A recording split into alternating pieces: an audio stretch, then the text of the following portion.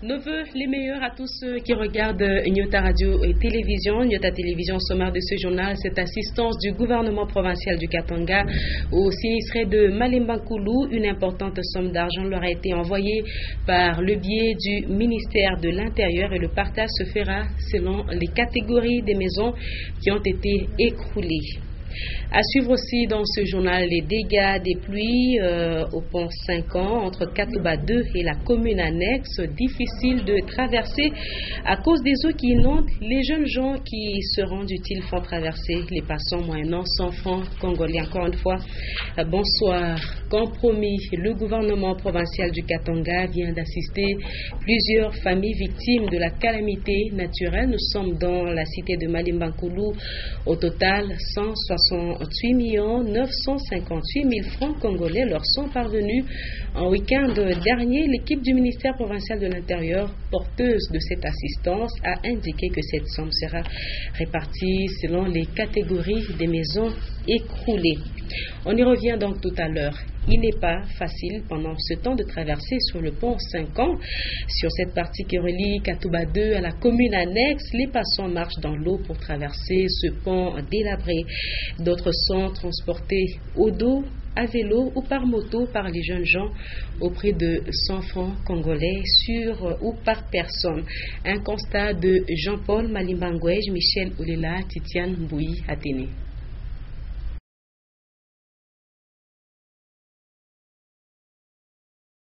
Délabré. Situé entre la Katouba 2 et la commune annexe, le pont 5 ans est délabré. Les passants sont obligés de traverser cet endroit en marchant dans l'eau de la rivière Kafoubou pour aller soit du côté Kasungami ou du côté Katouba 3. Ceux qui ont 100 francs sont transportés par les jeunes gens au dos, d'autres à vélo ou par moto pour être déposés à l'autre rive à un endroit plus sec. Pour les personnes transportées, la réhabilitation de ce pont qui lie la cellule 5 ans à la Katouba sera indispensable et reste très attendue.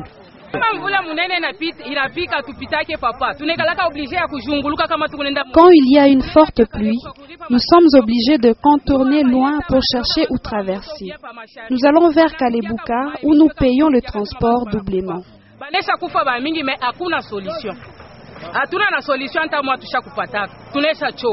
En plein 21e siècle, on improvise encore un transport de fortune au dos, à vélo et par moto juste pour traverser la rivière. L'absence d'un pont durable sur cette rivière insalubre expose les passants aux diverses maladies et à de gros risques.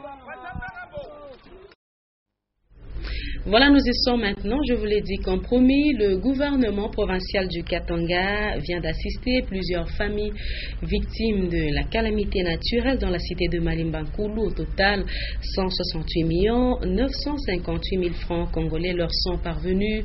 En week-end dernier, l'équipe du ministère provincial de l'Intérieur, porteuse de cette assistance, a indiqué que cette somme sera répartie selon les catégories des maisons qui ont été écroulées. On en parle ici avec Antoine Roger Mbouye et Félix Kalombo.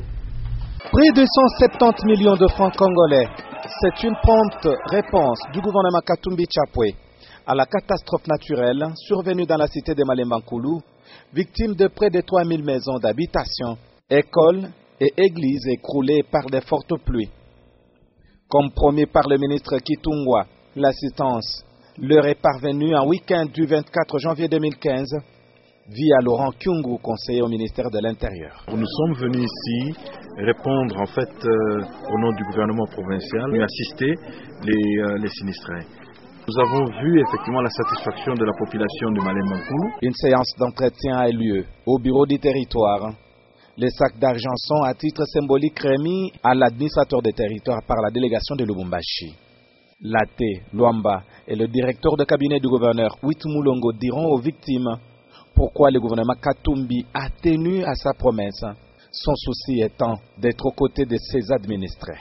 À remercier avec joie le gouvernement provincial pour nous avoir offert 200 000 francs congolais. Suivi du remplissage des formalités par les différentes catégories de victimes, soit de 50 000 à 200 000 francs congolais pour les écoles et maisons à matériaux durables. La même opération d'assistance aura lieu également dans les groupements, chefferies et secteurs en détresse.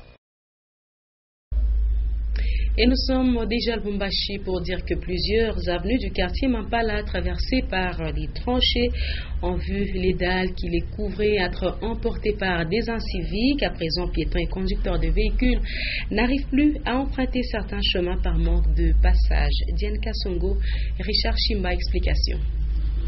Difficile pour un véhicule de parcourir toute une avenue au quartier Mampala sans trouver une tranchée non couverte.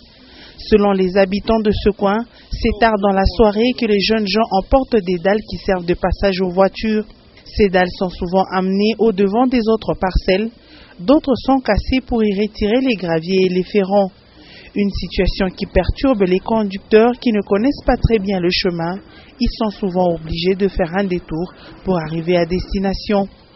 Vu que la majorité des avenues au quartier Mampala sont en terre battue, d'autres conducteurs, par manque de dalles, passent par-dessus les tranchées, raison pour laquelle beaucoup de canalisations sont déjà cassées, surtout qu'elles ont été construites depuis l'époque coloniale.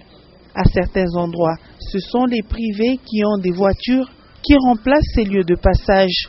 Si ce vol des dalles continue dans ce coin, aucun véhicule ne saura emprunter les avenues du quartier Mampala dans la commune de Lubumbashi.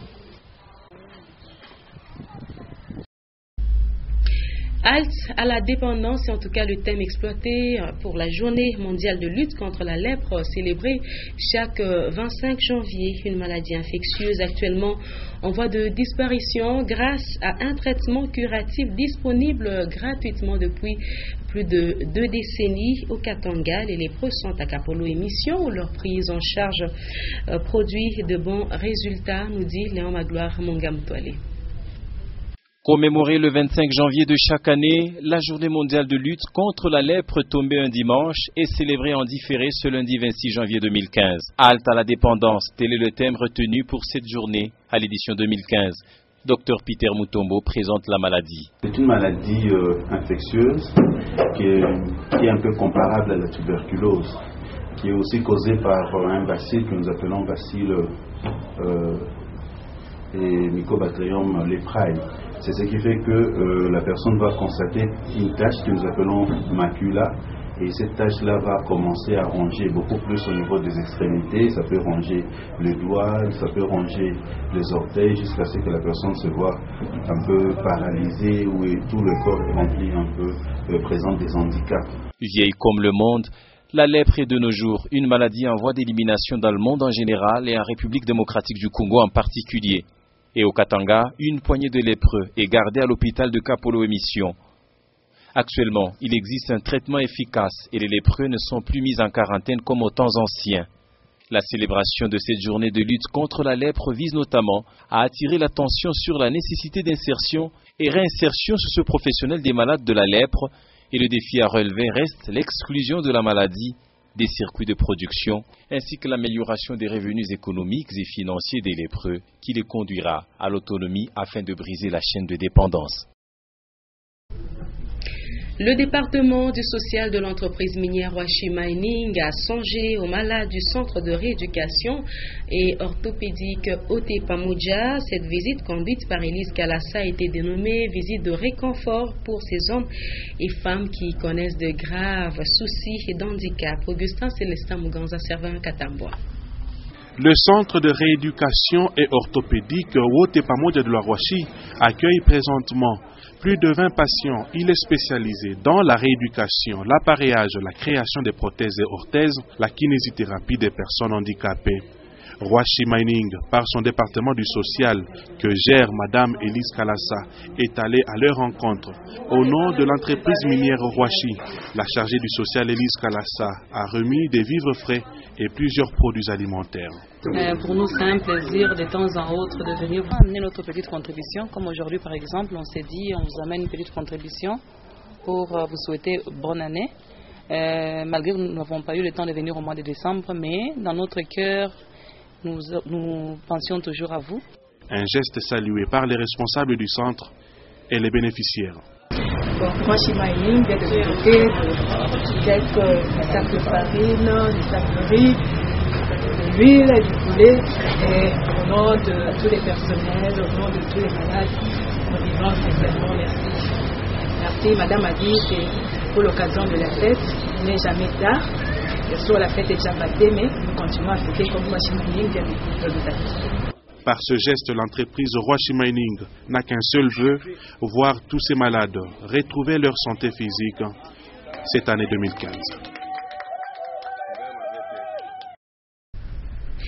Un autre chapitre, tous ceux qui ont des maisons et des concessions sont soumis soit à l'impôt foncier, soit à l'impôt sur le revenu locatif selon le cas. Un délai de grâce de 15 jours vient d'être accordé aux assujettis pour déclarer volontairement la DER4. Un communiqué du ministère des Finances précise d'ailleurs que tout paiement intervenu au-delà du 14 février se fera avec pénalité. À l'occasion, nos reporters se sont intéressés au sens même de ces impôts. Suivez.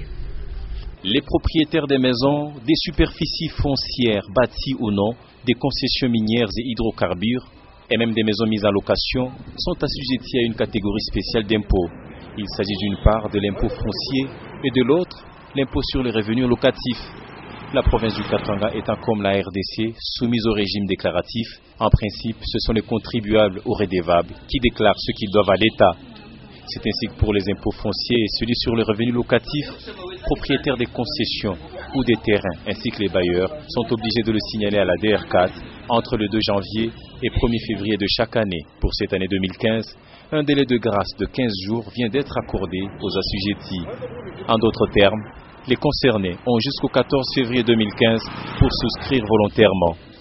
Et pour le ministre provincial des Finances qui accorde ce délai, payer son impôt est un devoir civique et c'est une manière de contribuer au développement de la province. Dépasser ce délai, les taxations seront assorties des pénalités conformément à la loi, c'est-à-dire bailleurs et propriétaires des maisons risquent de payer plus. Ces déclarations et paiements se font pour la ville de Lubumbashi, notamment au bâtiment ex-Grana, derrière le service de cadastre, à la Refina vers Bel Air ou à tout autre bureau de la DER4.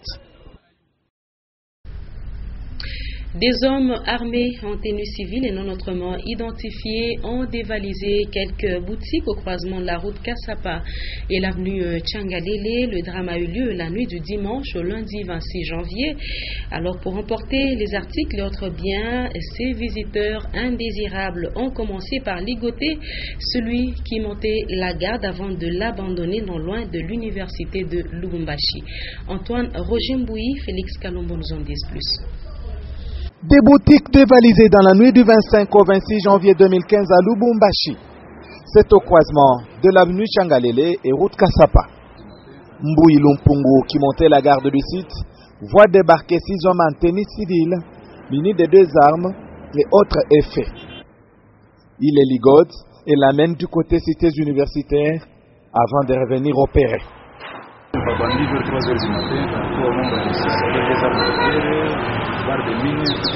C'était vers 3 heures du matin que je me suis fait surprendre par les bandits. Ils m'ont ligoté, puis ils m'ont amené aux cités universitaires. Ils sont rentrés opérer. La police est venue intervenir après l'opération.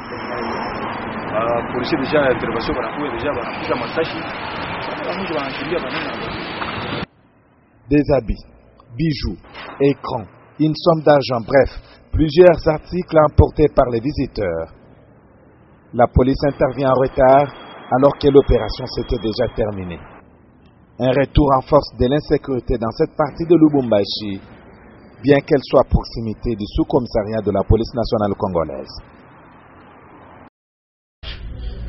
Un mot de religion. L'évêque du diocèse de Sakanya-Kipushi, Monseigneur Gaston Rouvesi, a attribué le ministère de diaconat à 2 frères.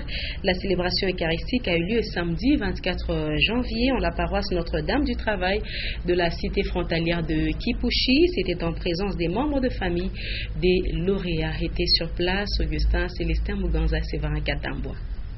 Samedi 24 janvier 2015, la paroisse catholique Notre-Dame du Travail de Kipushi a abrité une grande célébration eucharistique. Pour la circonstance, l'évêque du diocèse de Sakanya-Kipushi, Monseigneur Gaston Rouvezi Kachala, s'est vu accompagné d'un nombre important des prêtres. Au centre de la cérémonie, les frères Deogracias Tuta Mukalai et Placide Lumbu, respectivement de la Société de Saint-Paul et le second du monastère de Kisushi. Dans son homélie du jour, Monseigneur Gaston Rouvezi a demandé au nouveau ministre de l'Église catholique d'intérioriser leur mission et surtout d'amener le peuple de Dieu au salut éternel.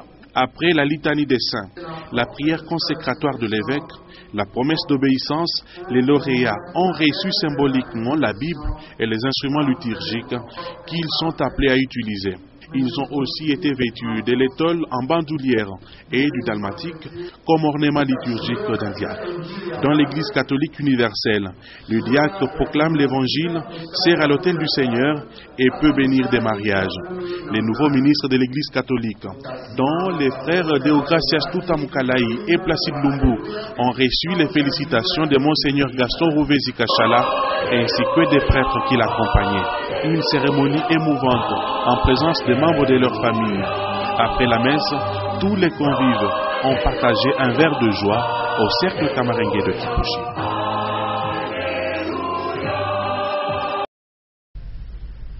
Voilà, madame, messieurs, on va terminer par le sport. L'heure de vérité s'approche pour les équipes placées dans le groupe B de cette 30e édition de la Coupe d'Afrique des Nations. Sous le coup de 20h, heure locale, 2 matchs se jouent simultanément. Ça passe ou ça casse pour les léopards de la République démocratique du Congo, obligés de battre les aigles de Carthage de Tunisie pour espérer une qualification sans trop de calcul, car les Chipolopolo de la Zambie avec un petit point et les Capverdiens avec 2 points sont aussi en course pour une nouvelle place qualificative et espèrent franchir la première étape. Voilà, madame, messieurs, ce sera la fin de cette première édition de la soirée sur Nyota Télévision. Le rappel des titres avant de nous quitter.